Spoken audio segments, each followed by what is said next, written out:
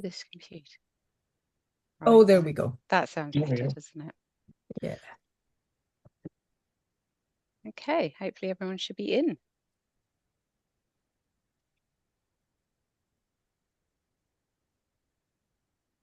Hello, everyone. Welcome to Worldwide Doyle 2024. Thank you all so much for coming. It's lovely to see so many people again and lots of familiar faces. While we're just waiting for everyone to come in and for the computers all to catch up, if you wouldn't mind popping in the comments box whereabouts you're from, that would be fantastic. Thank you very much. We've got an action-packed programme again this year, starting with Professor Christine Ferguson tonight.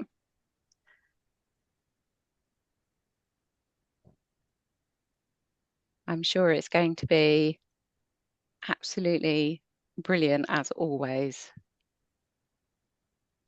Wow, such a wide spread across the globe. It's amazing.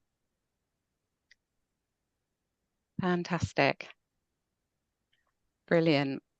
Also, please let me know. This is the first time we've used We Got Tickets. So if anyone has any problems or has had any problems getting in, then please do let me know. I can still hopefully send Zoom links out to anyone that didn't get a Zoom link, or feel free, if you know anyone that's trying to get in, please do send out the Zoom link to people if they want to get in.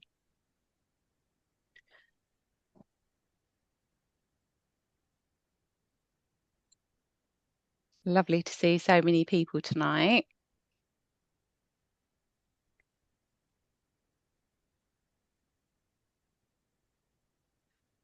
Please be aware I am recording this and it will be shown on the Doings of Doyle website.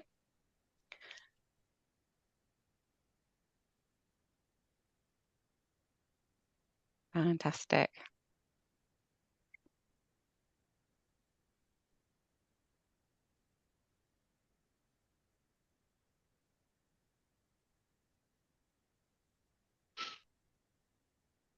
Brilliant.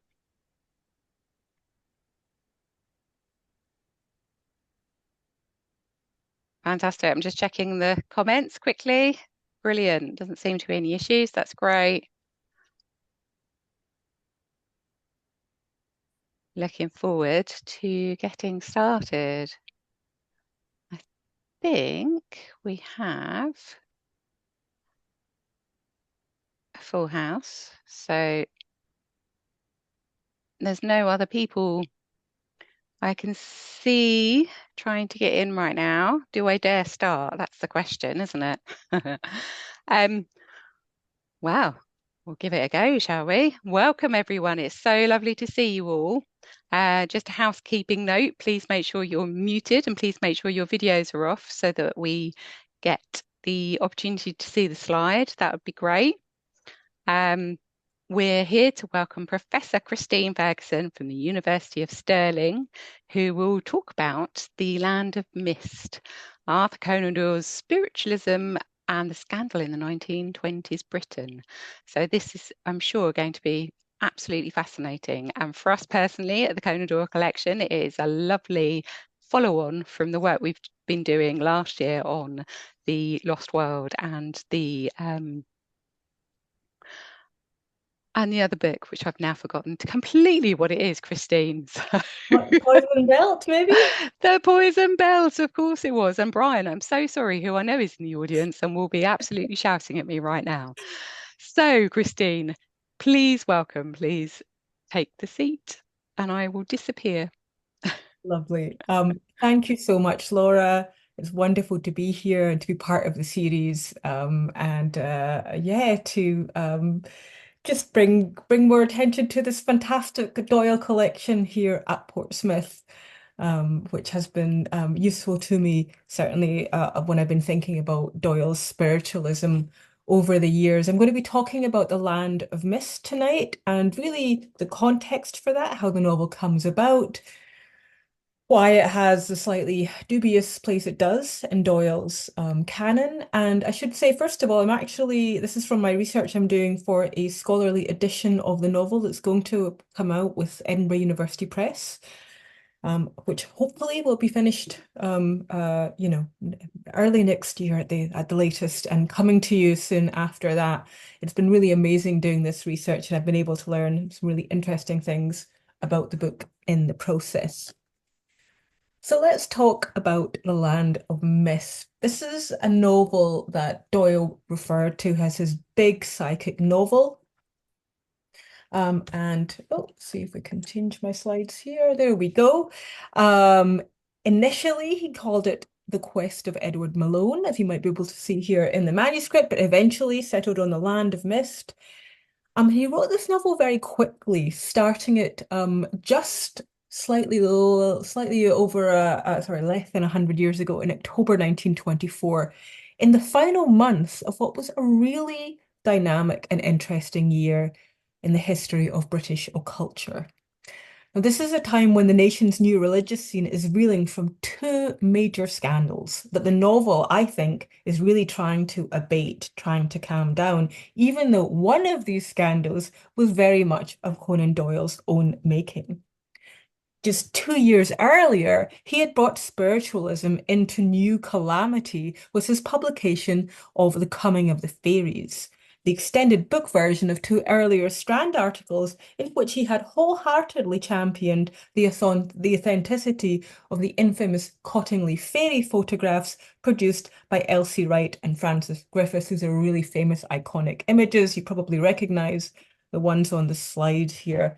Now, in The Coming of the Fairies, Doyle had insisted that, quote, photographic tricks would be entirely beyond, end quote, such untutored, naive children as he imagined the girls to be, and in particular, that the fairy sunbath photograph was, quote, altogether beyond the possibility of fake.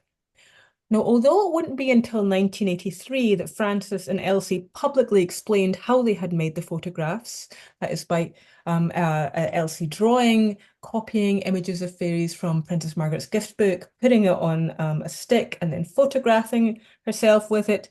Even though this official explanation doesn't come out for quite a while, the images had been subject of wide public skepticism since their initial publication in December 1920. Conan Doyle's assertion that they were the real deal seemed proof to many that the once great writer had fully and finally lost his mind, fulfilling what they saw as an inevitable trajectory initiated when he first went public about his spiritualist belief in 1916. Now, Doyle may have anticipated this reaction, and in fact, you can kind of see him try to forestall it by playing it both ways in The Coming of the Fairies, claiming at once that the genuineness of the fairy photographs was directly connected to the legitimacy of spiritualism, but also, just to be safe, that it wasn't connected to the legitimacy of spiritualism. So, he initially says the whole subject of the objective existence of a subhuman form of life has nothing to do with the larger and much more vital question of spiritualism. I should be sorry if my argument in favor of the latter should be in any way weakened by my exposition of this very strange episode, which has really no bearing upon the continued existence of the individual, right? So here he's saying, this could be fake and spiritualism could still be true. However, later in the same work, he almost can't resist connecting the two, praising the Cottingley images for their ability to, quote, jolt the material 20th century mind out of its heavy ruts in the mud and make it, quote, not so difficult to accept that spiritual message supported by physical facts. In other words, it's a good thing if we entertain the fairy photographs because that could take us to spiritualism. Now, the non-spiritualist public sphere is this famous 1926 Punch cartoon shows, some of you may know this one, weren't convinced by this toing and froing, and it rejected the author's attempt to quarantine his fairy endorsement from his spiritualist convictions. Here you can see it's jeering at both as the mutual products of a kind of cloudy magical thinking that would have appalled the author's most famous literary creation, the scientistic detective Sherlock Holmes, who is here moodily chained to his creator. So I think that's definitely in the background for The Land of Mist, but it's not the only scandal the novel, I think, is dealing with. The other one I want to raise here is not so much an evidentiary crisis as it is a moral crisis, right? In the early 1920s period of the Land of Mist's composition, occultism in Britain had become increasingly associated with one notorious poster boy, the Thelemic sex magician Aleister Crowley. Now, Crowley's infamy had come to a head a few years earlier with the publication of his salacious Romana Clef, also a Ramona Clef about the occultural scene, so not too different than Land of Mist, the diary of a drug fiend, which quickly became the target of a moral panic in the Sunday Express, where Crowley's writing was deemed to be, quote, blasphemy, filth, and nonsense. Crowley's already tattered reputation took a further hit in January 1923 with the death of his follower Raoul Loveday under purportedly suspicious circumstances at the Abbey of Thelema colony in Sicily's Cefalù. Now, while Loveday's official cause of death was acute enteritis, this is something you probably picked up while drinking contaminated spring water on the site. His wife, Betty May, also known as the Tiger Woman, and a fantastic figure she was. You can see her here on the cover of her memoir.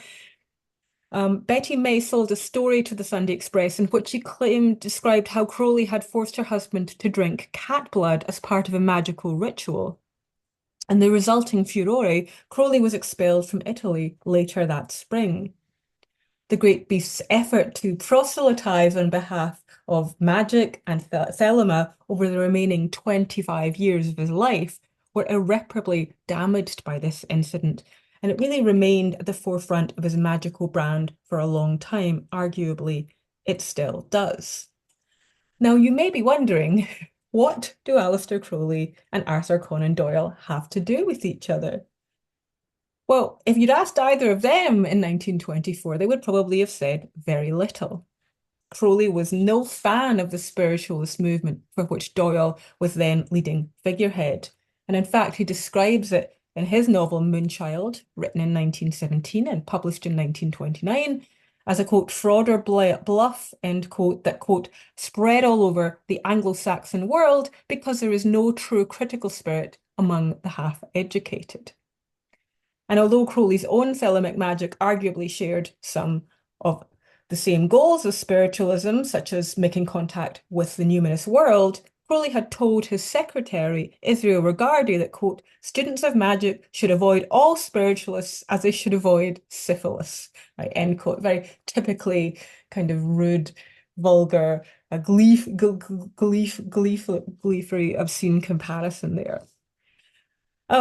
So Crowley doesn't like spiritualism, but that said, as both a lifelong fan of detective fiction and also as an inveterate kind of wind-up a merchant, a sort of proto-troll, maybe we might describe him, Crowley was nonetheless very drawn to Conan Doyle. He made repeated reference, although often unflattering, to the Holmes stories in his autobiography, The Confessions of Aleister Crowley from 1929.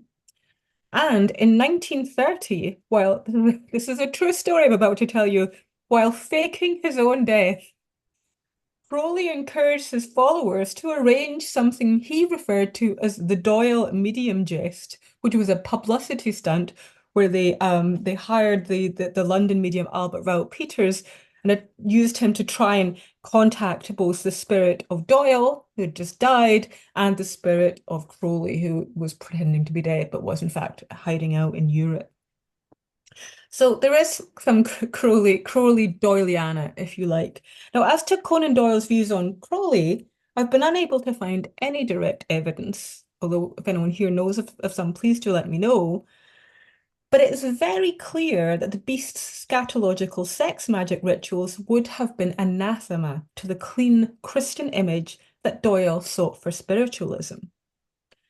Nonetheless, the two were undeniably linked in the public imagination via their unorthodox spiritual practices. As Richard Kaczynski writes, in the 1920s, when, quote, seances and spiritualists were all the rage, Crowley's rituals were often mistakenly called, often called seances, and thereby classed alongside the fakes and pretenders against which he railed, end quote.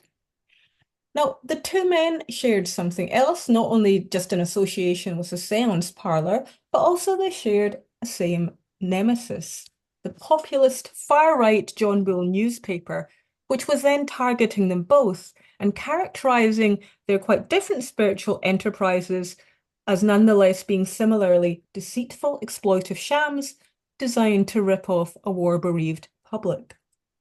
Now, Crowley was public enemy number one in John Bull since evading the draft and writing for Sylvester Viereck's pro-German papers The Fatherland and The International during the war years.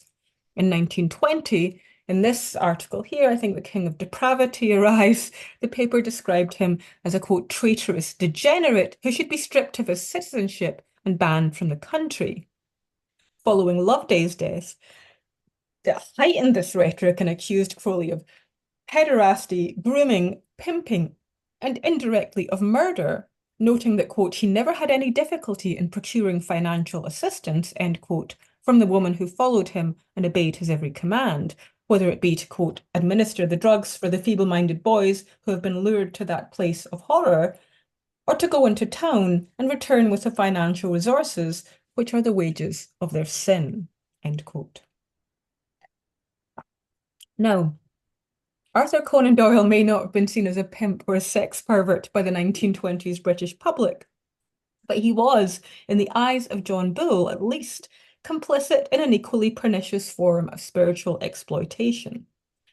In this 1923 article, Dealers in Departed Spirits, they lambasted the South Kensington-based British College of Psychic Science, the BCPS. I'll be talking about that later. That is fictionalized in The Land of Mist.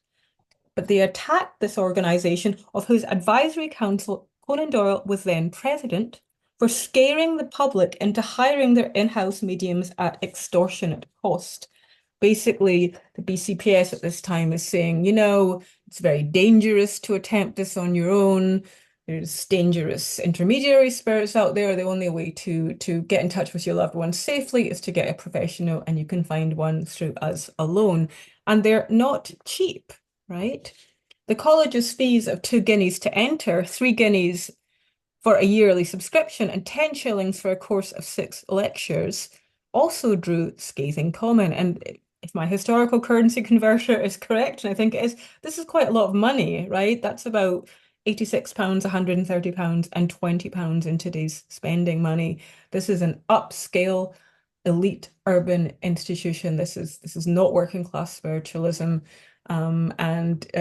If you want to be in that kind of mediumship circle, you know, it costs money. As this shows, as articles like Dealers in Departed Spirits show, Conan Doyle was then being portrayed by his most vocal tabloid critics not just as being gullible or credulous, but also as being predatory.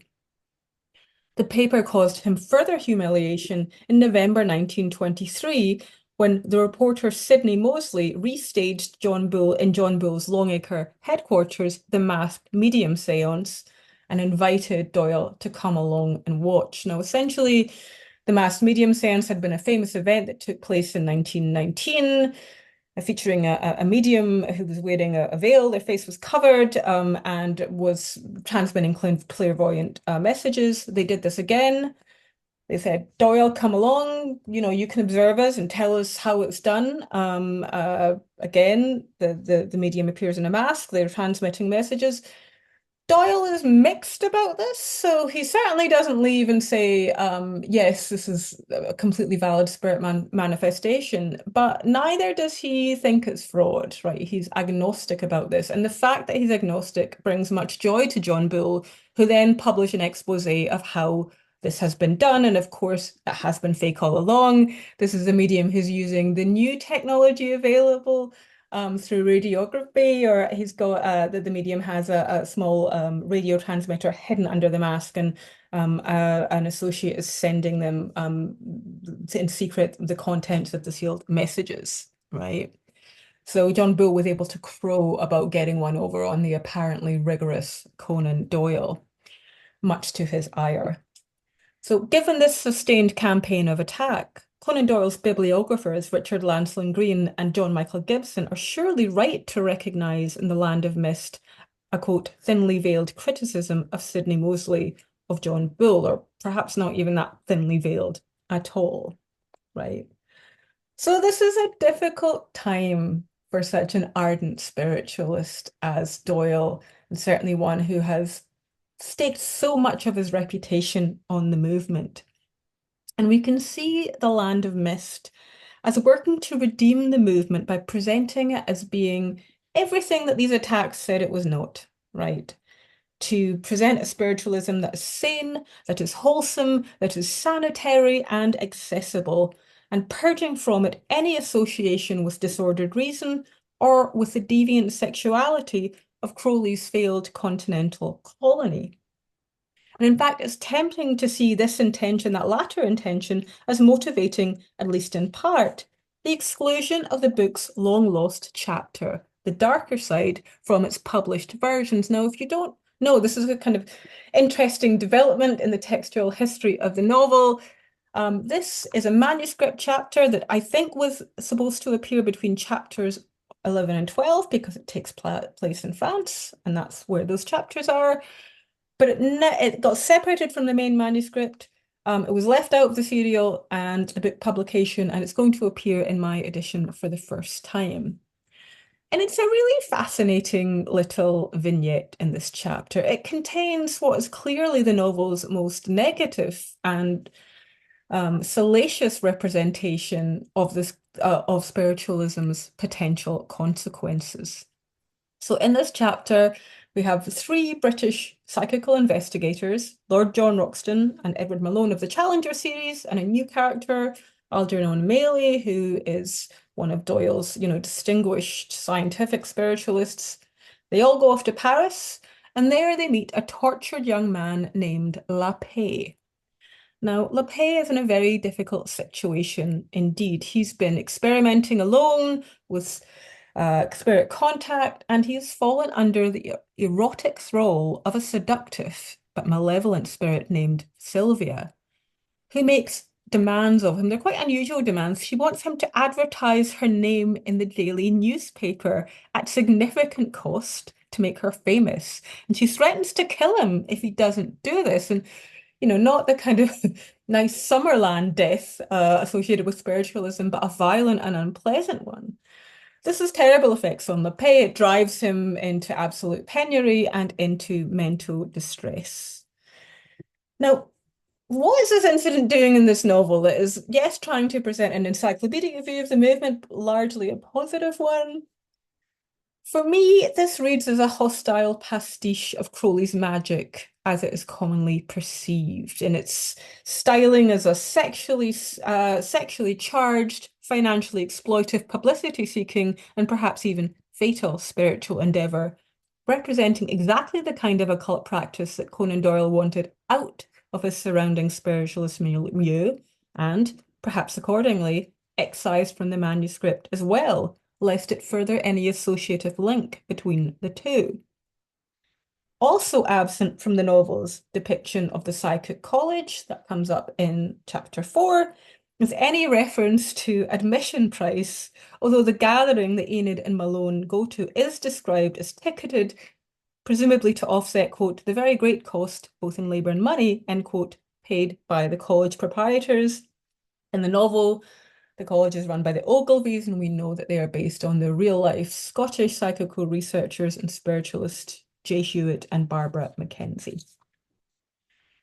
Now, if we see The Land of Mist as an effort to distance Doyle's spiritualism from one form of contemporary occultism, from Crowley's, I think at the same time it aligns with another different strand of occultism, namely the so-called sane occultism, the ceremonial. Oh, sorry, I missed a slide there. That was about the John Bull slide. And there's the Psychic College. Right, I'm going to pay more attention to my slides. Here we go. I've got up finally. The sane occultism of ceremonial magician Violet Firth, also known as Dion Fortune, who was lecturing at and corresponding with the BCPS in 1924. Seems to me highly likely that she and Doyle might have known each other, or certainly been at some of the same events. Fortune is a really fascinating figure who would, in 1924, just as Doyle's starting to write the novel, publish her own serious first work of occult philosophy, The Esoteric Philosophy of Love and Marriage. But 2 years earlier, she had serialized a sequence of Holmesian occult detective stories, The Secrets of Dr. Taverner, in the Strand-esque monthly The Royal Magazine. Now, Fortune's magical career, she was an associate of Crowley. They corresponded. They seemed to have agreed in some points, but in other ways, they could not have been more diametrically opposed. If his career is about excess, it's about sex magic, it's about defying convention, liberation. Fortune's magical career is distinguished by its championship of what she saw as being a commonsensical, an apolitical, sexually normative, ethno-nationalist, and implicitly white form of occult practice that reflected, she writes in Sane Occultism from 1929, her own, quote, constitutional dislike of extremes of any sort. Her occultism, this philosophy, manifests in calls for seekers to obey social expectations of monogamy rather than to defy them, and to stay in unhappy marriages lest they, quote, cause suffering to others, and that suffering, according to laws of karma, return upon their own heads and delete their progress, end quote. Now, these principles are given ample exposition in the stories in The Secrets of Dr. Taverner. They're really interesting. If you haven't read them, they are detective stories, but they're also sort of medical detective stories. So they're kind of like a cult version of House, if you've seen that series. Dr. Taverner is a cult doctor. Patients come to him with all kinds of, mystery complaints, maybe vampirism or possession, obsession, suicidal mania. And almost invariably, these are cured through heterosexual marriage and the expulsion of degenerate foreign agents, such as in one story, The Powerhouse, a barely concealed fictional portrait of Aleister Crowley. Described by one critic as, quote, Sherlock Holmes in the world of shadows, Fortune's Taverner worked via psychic healing to reinforce existing constructions of gender, race, and sexuality and class in quite a conservative way, in some ways much more conservative than we see in Golden Age detective stories that are not using occult techniques. And I think there are ways in which we can see Conan Doyle's Land of Mist working in the same way through its decision to end not only with the conversion of Challenger, but also with the marriage of our new converts, Edward Malone and Enid Challenger. So there's a kind of synchronicity of spiritual progress and monogamous heterosexual union. So beyond the important surrounding context of the Cottingley Fairies, Crowley's notoriety, and the subsequent sanitizing backlash by people such as Fortune, many other events in 1924 filter into the plot of The Land of Mist and lend to it a sense of really urgent timeliness. Yes, spiritualism is for everyone everywhere. There's something really specific to 1924 about the kind of gestures it's making. Now, in that year, Conan Doyle had further consolidated his spiritualist profile with the publication of Memories and Adventures, and to a lesser extent, The Turgid Spiritualist Travelogue, Our Second American Adventure. I don't particularly recommend that if you're reading Doyle's spiritualist writing. I might start somewhere else. So he's got these out. He's writing The Land of Mist, and maintaining a really punishing schedule of public lectures and contributions to both the secular and the spiritualist press alike. Indeed, if you look at the 1924 run of Light, which is the highest profile, best known spiritualist newspaper in that period, there isn't an issue where Doyle doesn't feature in some way. Either he's being reported about or he's corresponding with, but he's just all over that press. So he's really, really involved in the immediate scene, in the circuit, in the parade of people touring through, spiritualists touring through London, and leaving their mark on the scene.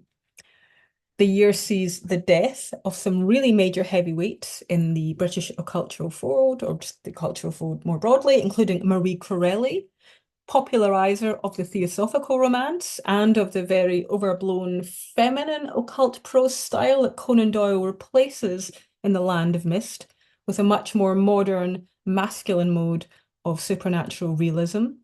The death of the American New Thought pioneer Orison Swett Marden, whose beliefs on the curative power of mind provide one influence for the episode of spirit healing in the novel's chapter 14. The death of the Scottish Golden Dawn occultist and novelist J.W. Brodie Innes, and most importantly for Conan Doyle, the French psychical researcher and founder of the Institut Métapsychique, Gustave Gillet, in a plane crash on July 15th. He's just at the end of the slides there. Now, Gillet was a really important evidentiary force for Doyle. Doyle had been really impressed with the remarkable and also quite outlandish ectoplasmic phenomena recorded during Gillet's research with the Polish physical mediums Franek Kluski and Jan Guzik, including, for example, a test seance in which the entranced seance was photographed with a spectral bird of prey on his shoulder.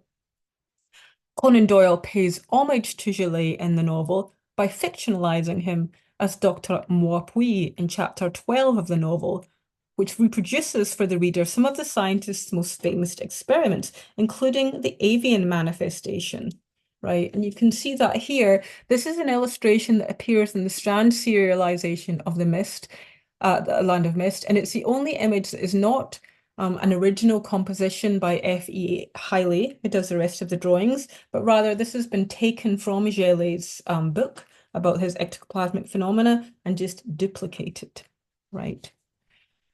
So that book is working in the background here.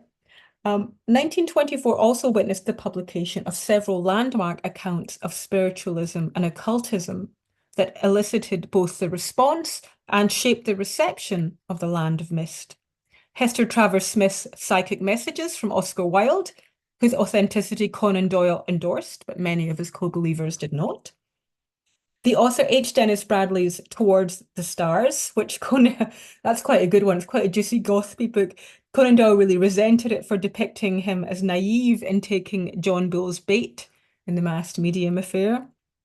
The Scottish folklorist and occultist Lewis Spence's The Problem of Atlantis, which helped to fuel the occultural vogue for the legendary sunken continent that Doyle would later exploit in his last novel, The Maricot Deep, in 1929. And then finally, and probably most devastatingly of all among these publications, is Harry Houdini's memoir, A Magician Among the Spirits, which effectively ended the friendship between the two men by declaring as fake the spirit message that Conan Doyle's wife Jean had claimed to channel from Houdini's beloved mother in 1922. Now, Houdini's attack was both intimate and personally wounding. In combination with other high-profile exposures of spirit fraud that year and the ongoing prosecution of some of his closest medium allies under Britain's Witchcraft Act and Vagrancy Acts, both still in force in 1924, Houdini's book forced the beleaguered Conan Doyle to respond at length and in a mode of delivery that his critics, he jokes about this It makes this joke about radio in a BBC broadcast earlier that year, an emotive delivery that his critics can't interrupt, right? So they can trash the novel in the reviews, but they can't interject themselves into him. He can really take the stage and say what he needs to say. A compendium of the incredibly rich variety of spiritualist practice, activism, phenomena, and philosophy on offer in the early 1920s. The Land of Mist aimed to offer a potent rebuttal to spiritualism's critics and to fulfill what the author then saw as his true authorial calling, not to create an eccentric master detective, but in the words of light, to arouse the world to a consciousness that there is indeed a future life with all its trains of consequences. Now, unfortunately, if that is indeed the mission of Conan Doyle, the Land of Mist did not realize it. On publication, it was welcomed by spiritualists for its positive depiction of the movement, but it was not widely regarded as an artistic or a commercial success. A consequence, according to its non-spiritualist reviewers, both of its overly didactic and far from subtle propagandizing agenda, and also, in the words of Conan Doyle's bibliographers again, Green and Gibson, its very loose structure. Now, just as in the final part of the paper here, I'm going to talk a bit more about that structure and the way it relates to the content. Now, so here we go. Find myself in the talk. Yes. Or yes, sorry about that. Okay, so what do we know about The Land of Mist? Well, it's the third installment in the Challenger series. It comes after The Lost World and The Poison Belt, and it revives for spiritualist per ends the established adventurer trio of Challenger, Roxton, and Malone.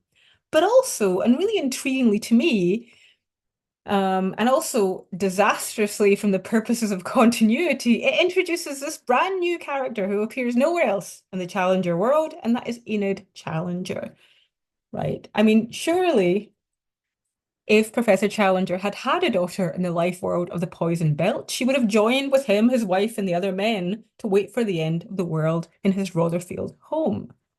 Her failure to reappear in the subsequent Challenger texts, The Disintegration Machine and When the World Screamed, may account for her almost complete absence within Challenger criticism and adaptation. Very little work on this perplexing figure.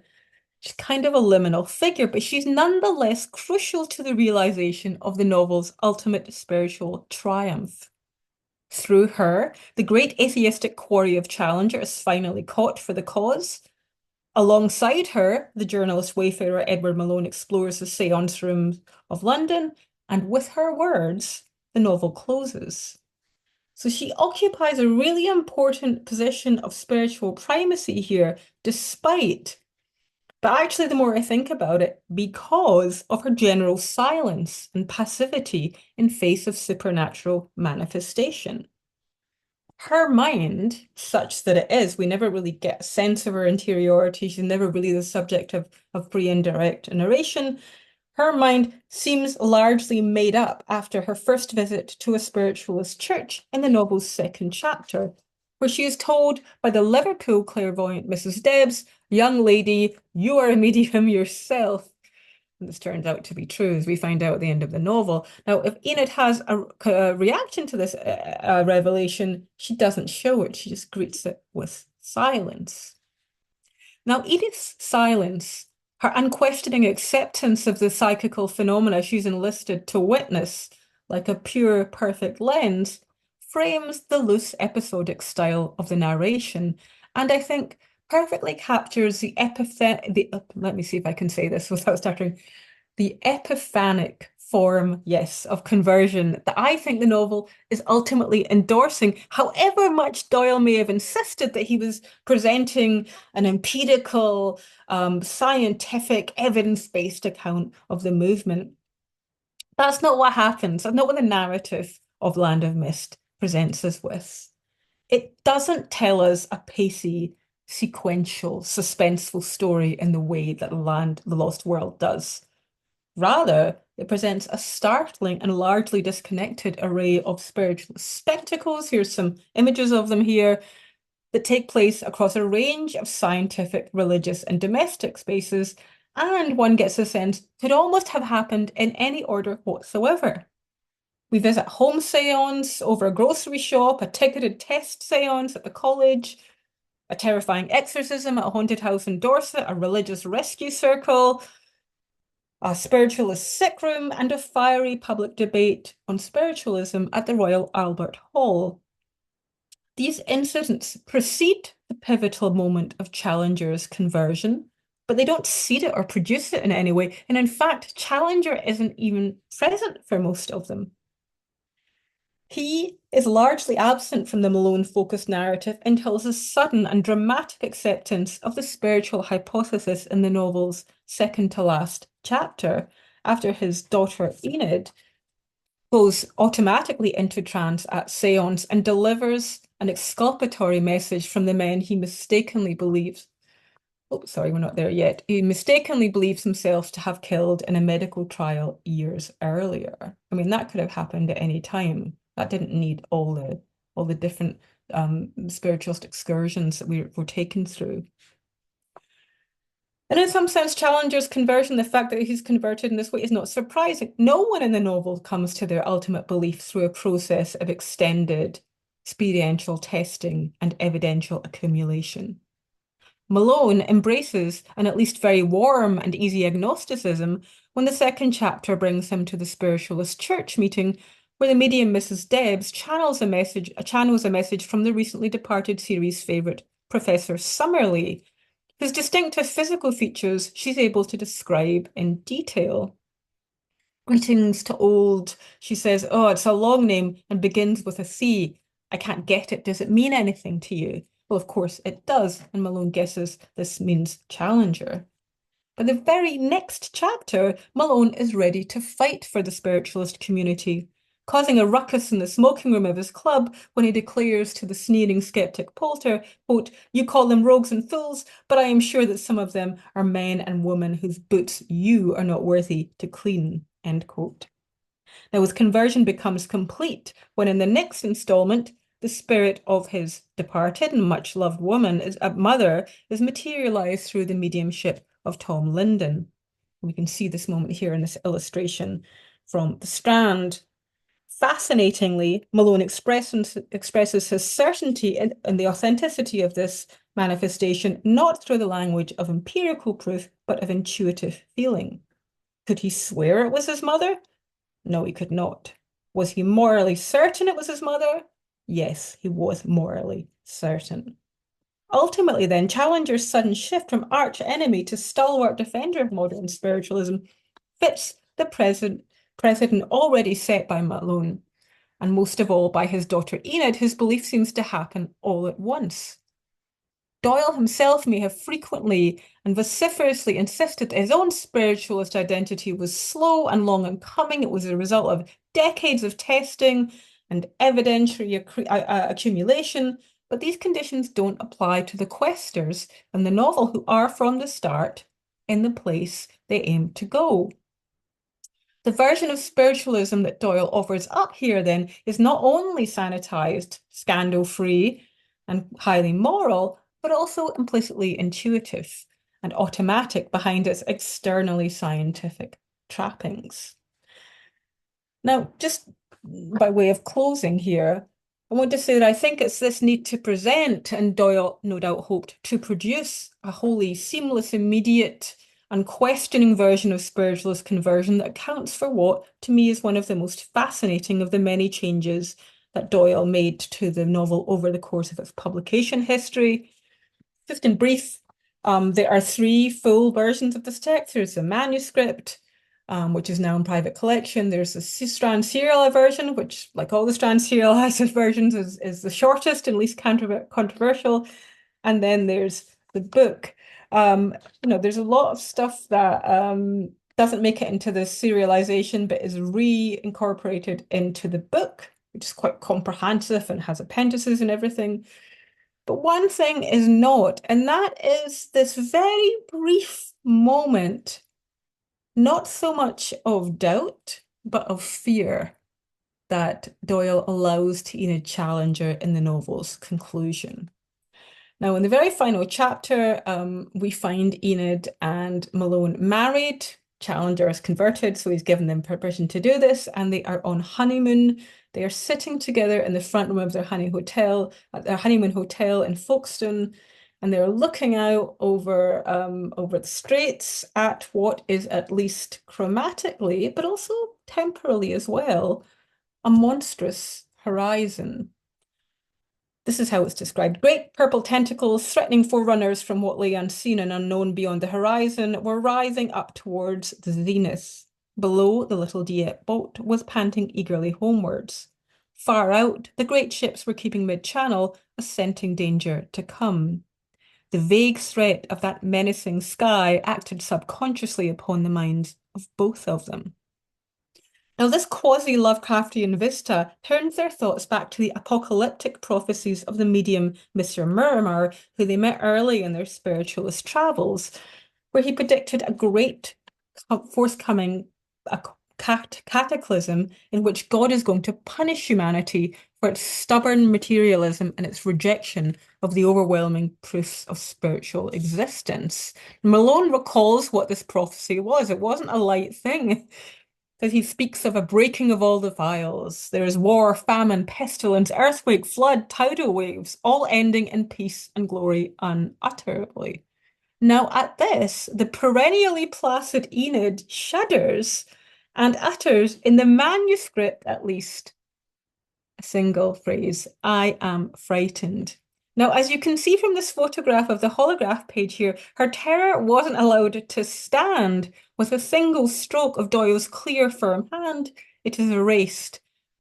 And in fact, it doesn't appear in the print versions. In the print versions, we move immediately on from this prophecy into the confident assertion that happily mated true believers such as himself have nothing to fear from the end of the world.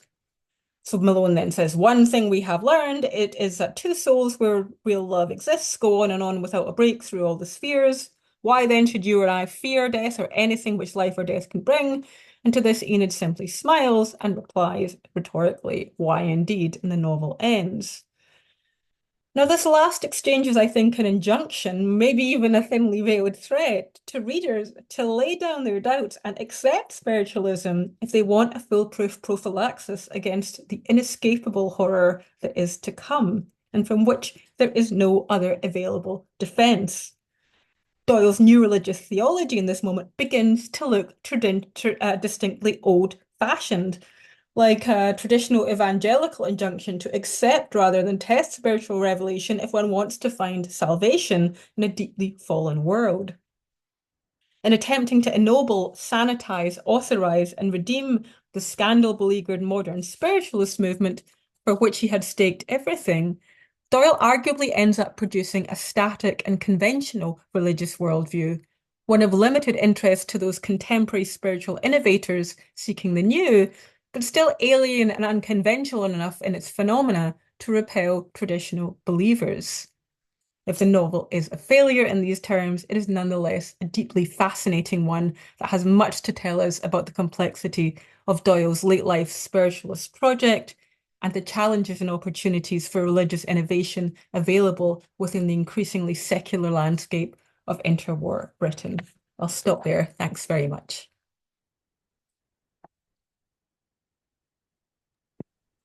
Thank you, Christine. That was absolutely fascinating. How interesting to capture a moment in 1924, which is obviously 100 years ago. Um, and this is what really fascinates me, and I know it fascinates a lot of people, is the why, what was around at the time that really influenced him. And so that is just a brilliant capture of the world at the time, isn't it? Of what else is going on and everything else. I have a few questions. Let's see. We've got clapping hands. Fascinating. Thank you. Excellent context and analysis. Thank you. Has anyone got any questions for Christine? Another thank you. I find it really fascinating. He's very Conan Doyle didn't cross anything out, did he, from his manuscripts? So that alone, that he's actually crossed out "I am frightened," speaks volumes, surely. I'm really drawn to it. You're right. There's not a lot crossed out in the manuscript. There's quite some other things taken out, but that eventually always make their way in, and one gets the sense he wanted to put as much in as possible to this account. But yeah, that single wavering moment, where the future that is being presented is actually not comforting and glorious and wonderful for everyone, but disturbing. That is dialed right back. Yeah. John, I've just seen you have your hand up. Have you got a question you'd like to ask? Yes. First of all, great job. Thank you very much. I enjoyed that. Um, a question I don't know if you can answer or I can answer. Do you think that his emphasis on spiritualism, especially towards the end of his life, did that affect his popularity as an author in other fields? Did people say, this guy's nuts, I'm not going to read anything he wrote? Yeah, it's a good question. And I think probably the best data for that would be sales data, sales figures, right? For the other works. Um, uh, which I don't have, but I'm not, and even if we had that, it'd be very difficult to call it, our new editions of Holmes selling less, and if they were, would it be because directly from his spiritualist belief?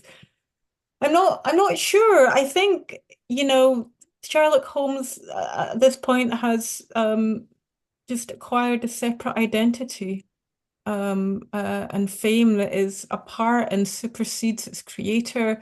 And this is why Holmes is also moving into all other kinds of media at the time and into other national contexts as well. He seems to be a writer. And there are probably others I could make a comparison with right now that I won't because it might be controversial, but let's just say a very popular children's writer whose books are still doing well, even though their I don't know, their political stance or commentary might not be popular. Yeah, I can speculate that one. It's a great question. I'm not 100% sure. Certainly the spiritualist works just never sell as well as anything else does. And if you've read them, you'll know why. They're not real page turners, I would say. I think that's fair, even though I'm editing The Land of Mist and I love it. So thank Thank you. you. Lovely, thank you. Ross has said a fascinating and thought-provoking lecture. Thank you. Are there any other edits in the manuscript that you found especially interesting? Oh, there's so many. And you can read my edition, you'll come across them all. There's some very strange theology, that doesn't go into the Strand version. So I think sometimes people think that Doyle is just a spiritualist and that's just what he's committed to, and he's not involved in any of these other weird movements. But obviously in the Coming of the Fairies, there's a lot of theosophy in there. And then in The Land of the Mist, there's these moments where the spiritualists are talking about, oh God, like the pagan origins of Christianity and how all its rituals are probably based on Mithraism and like different rites in the wider ancient Roman Empire, which seems quite shocking, right? And I don't think that entirely lines up with what people think about Doyle's Christianity, right? He's being quite conservative. So that gets an airing in there. And then the novel itself is quite cruel. So there's a lot of really, really rabid anti-police sentiment, as you would imagine. He's really angry at the police for locking up all his friends. So there's a whole chapter that is taken out of the Strand COO version, but goes back in the book about police corruption, right? So where you see police officers and they're back at the office, they've just busted a medium with undercover policewoman, and they're talking about what they're going to do with the fine money, right? So they're going to keep it for themselves. Yeah, the villain is fake. There's a villainous fake medium. There's a good medium and there's fake medium. Fake medium, Silas Linden is not only a fake medium, he's just a horrible man. He's an alcoholic ex-prize fighter who is, along with his live-in lover, beats up his children, especially one of his son. His son is a precocious medium and goes into trances. He can't help it, and so they torture him. They drop hot wax on his skin and put hot coals on his head. They're quite strange and quite cruel acts that Doyle has thought up just to emphasize, the viciousness of people who use spiritualism for financial gain. So there's that. There's loads more. I could bore you for hours about that, but I won't. But yes, more coming soon in the edition. Thank you for the question. Brilliant. Again from Ross, did Arthur Conan Doyle receive any positive reviews of the book, either from within the spiritual world or outside it? What a good question. It's a great question. I mean, you won't be surprised to know that the spiritualists loved it. So that is definitely where the strongest reviews are coming from. They think it's brilliant in its realism, which I suppose if you're not a spiritualist, you wouldn't maybe put it in that genre, and also in its variety and the fact that it shows so much of what's going on. It's not just a seance, but all kinds of things. I haven't been able to find any good, positive non-spiritualist reviews. There are some that are, descriptive and non-critical, if that makes sense. They note its arrival, they describe it. They might not say anything particularly damning, but there's just a lot of comparison between this work and his earlier work. A lot of comments on it as representing, not just a kind of intellectual decline because Doyle's become a spiritualist, but for some people, reviewers, it's artistic decline as well. But I think the writing's really interesting.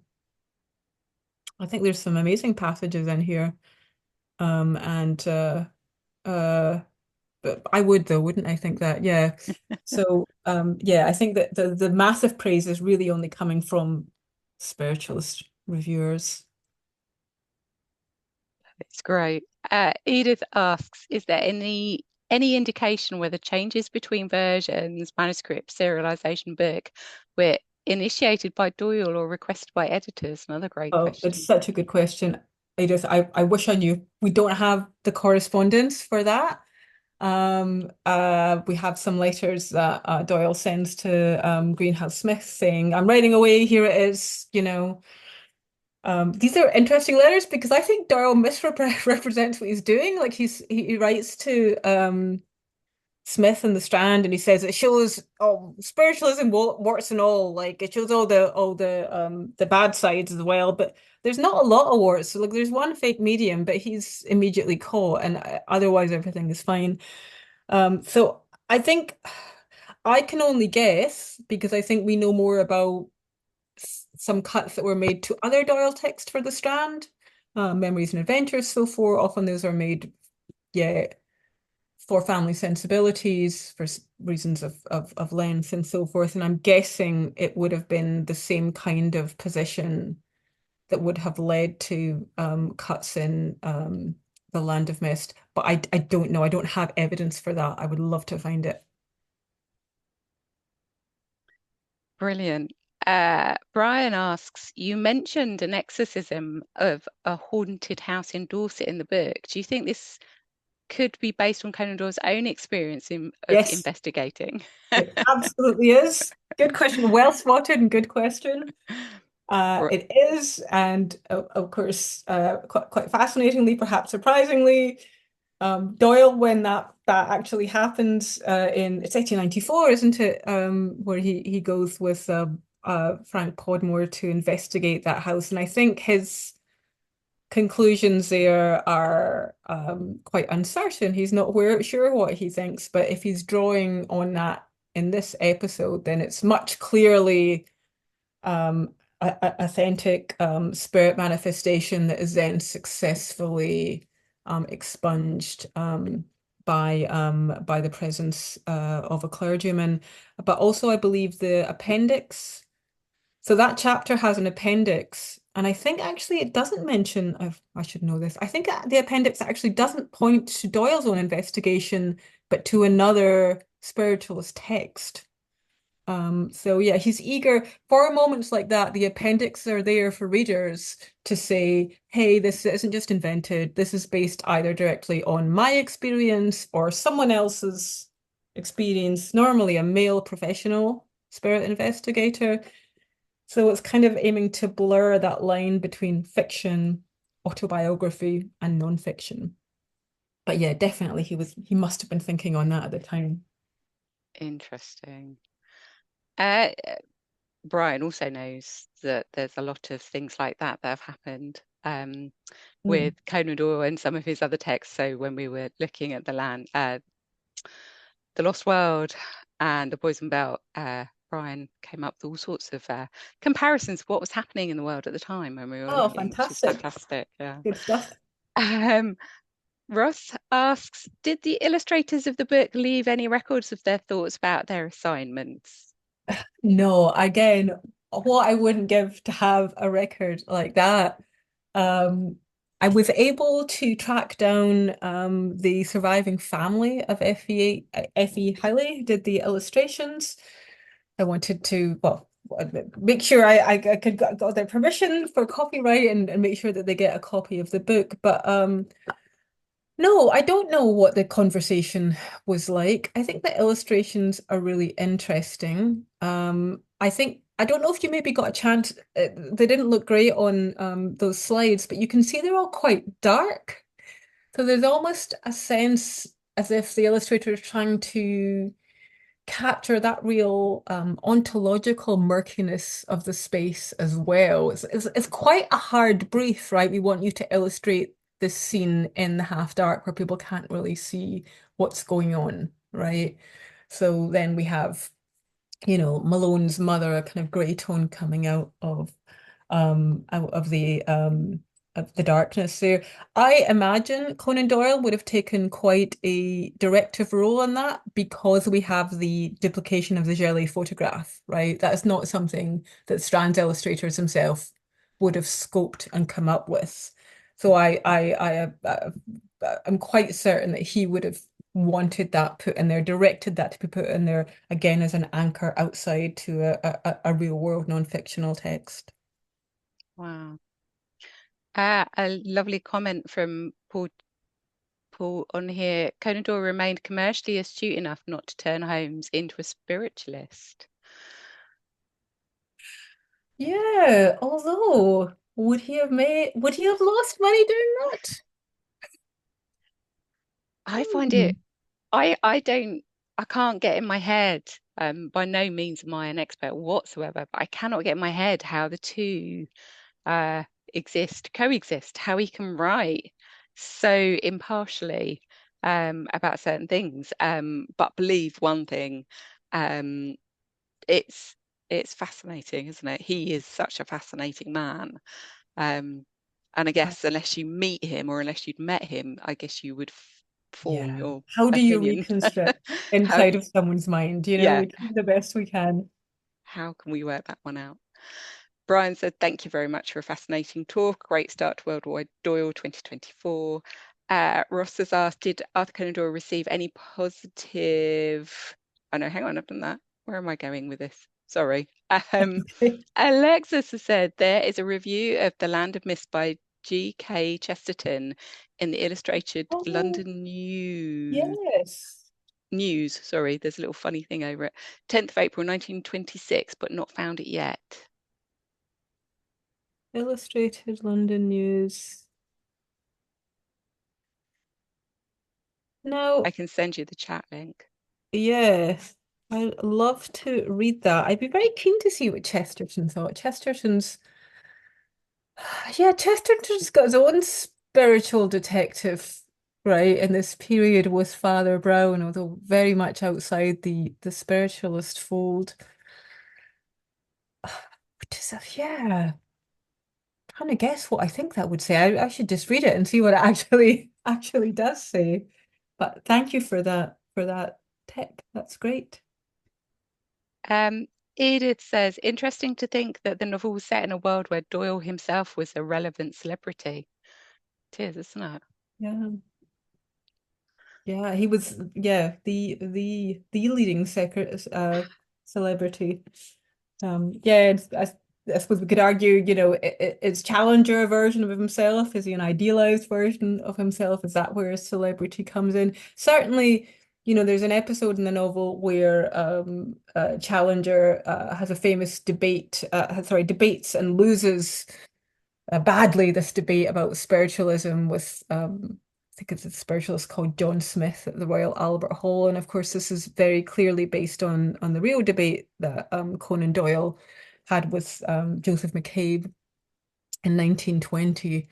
That one didn't go so well for for Doyle, but here, if it is a fictionalized version, of course, the spiritualist side emerges totally triumphant, and the other side just embarrasses themselves. But yeah, I think there are moments of celebrity self-fictionalization in here if we're looking for that. Brilliant. Edward said the April 1926 London Illustrated News is here and he's put a link in. So Oh, you make sure you star. grab that. And then Paul said, Okay. as a leading Catholic apologist, Chesterton distrusted spiritualism. Yes. Yes, but I'm thinking of him and Arthur Machen. Yeah. Yes. Okay. No, sorry, that's a tangent that I don't need to force anyone else to follow with me. Yeah. Edith has come back and said, though John Smith is a name Doyle might have given himself. He could have. But then he would seem to be then he would I think when I was doing the notes, I was like, is Doyle making himself each person in this debate? So either he's like the little plucky plebeian spiritualist John Smith, but he has the kind of he also wants to, have the rationalist kudos and authority of Challenger. So maybe there's a kind of split self going on there. But yeah, maybe there's a little bit of John Smith in Doyle and vice versa. That link's come through now, by the way. Thank you, Edward. Lovely. Thank Alexis, I'm sorry. We'll see if we can find a way you. that you can view it. He's Oh, said it's not not viewable for available. everyone, unfortunately. Um, It's amazing. It's the other thing that I'm the education and outreach officer for the Conan Doyle collection, so I'm constantly trying to find parallels in the modern world where Conan Doyle is relevant. And Philip Pullman's books have the character Malone, and I just would love to know the thought process behind that as and how he must have been influenced. He must have been influenced by the Lost World canon and all of those kind of stories. So it's still relevant. Everything is still relevant today. Yeah. One of my greatest things when we were doing the Lost World last year was kind of going into groups saying, have you seen this before? Do you recognize this Yeah. image? Have you, you must know what's your Lost World. Yeah. It's all there, isn't it? The references that they have are taken from Conan Doyle. Yeah, so it's just Yeah. ongoing forevermore. Doyle becomes only more relevant every day from, Jurassic Park to contemporary conspiracy Absolutely. theories, Absolutely. debates about Yeah. photographic manipulation, right? Yes. All of Yeah. those things Yeah. we find in Doyle. It's just incredible, isn't it? It's yeah, it's just food for thought. I'd love to know as well. It'd be really interesting comparing the Land of Mist and going backwards through. So you compared it with the Lost World, and Yeah. his. I wonder if you'd get his. Yeah, I'm sure everyone's done this I already. think I can't remember somewhere and I won't be the only person who've done this. Somewhere I've made the argument that the land of sorry, the Lost World is always already a bit spiritualist, Hmm. in the way that it's imagining communication um between completely separate realms, right? Yeah, And I think if you were looking for it, one can find it. But then I suppose, you know, the thing is, if one wants to read almost conspiratorially, you know, to look for traces of spiritualism in the whole Doyle canon, you'll find it. Does that mean it's necessarily there, or is that a reflex of the particular critical eye that you're bringing to it? And sometimes I need to watch myself with that. But yeah, um, I think we can see elements of spiritualist philosophy throughout all of the Challenger tales. Mm. Definitely. That's something that we picked up on. It was quite Yeah, yeah, it was quite fascinating. And the poison bell as well. I mean, part of the reason why we did that was so yeah, relevant because it was so yeah, relevant after the pandemic. So it's yeah. just again, Doyle is forever popular, forever being reinvented in some way. So yeah, kind of Yes, in real life or not. yes, Does absolutely. anyone else have any other questions? I think we might be done. Thank you so much, Christine. That was really fascinating, a really good insight. We really look forward to your book. Please let us know and we'll share it on our social media page and Absolutely. on our website. And Um, so thank you everyone for coming. Our next talk is on the 8th of July. It's the same place, it's the same time. We will have the wonderful Ross, Mark, and Paul. It will be very exciting. So, Christine, please, if you're free, do join us. I'll absolutely send you the great. details. Thank you Okay, very thanks. much. Thanks so much, everyone. Thank Thanks. you.